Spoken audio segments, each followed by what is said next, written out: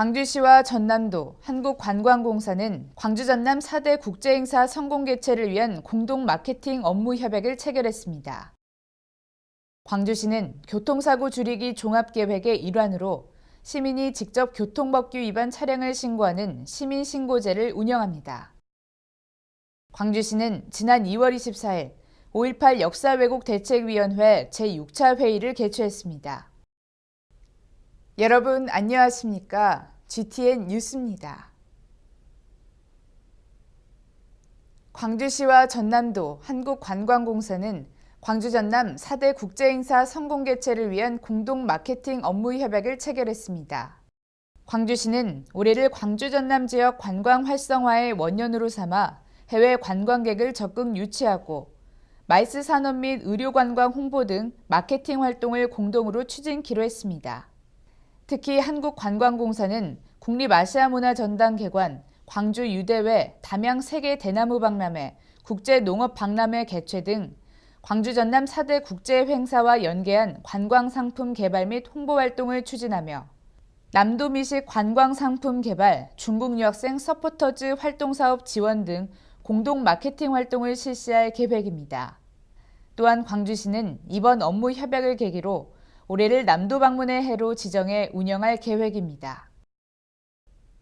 광주시는 교통사고 줄이기 종합계획의 일환으로 시민이 직접 교통법규 위반 차량을 신고하는 시민신고제를 운영합니다.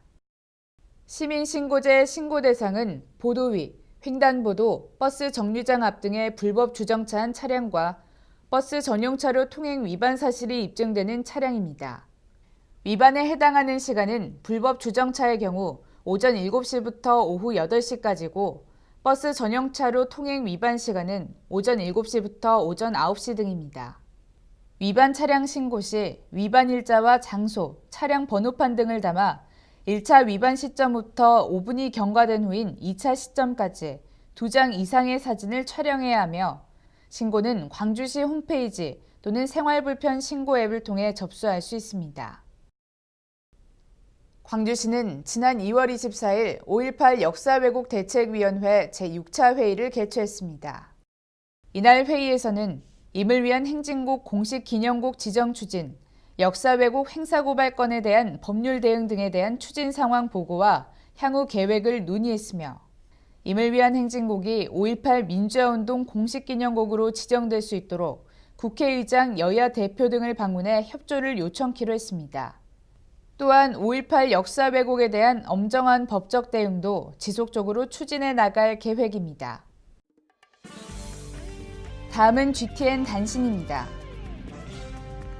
광주시는 공연, 전시 등 문화예술단체의 건전한 활동을 지원하고 육성하기 위해 2015 문화예술 활동단체 지원 사업을 모집합니다. 3월부터 12월까지 음악, 연극, 전통, 영화 등 문화예술 분야를 대상으로 실시하며 최근 1년 이상 공익활동 실적을 보유한 민간단체 및 법인은 신청 가능합니다. 신청은 3월 10일까지 광주문화재단 문화예술지원팀으로 직접 방문하거나 우편으로 접수하면 됩니다. 광주시는 실용성 있고 지속 가능한 김치축제로 거듭날 수 있도록 축제 주요 프로그램 운영 등에 대한 시민 의견을 수렴합니다.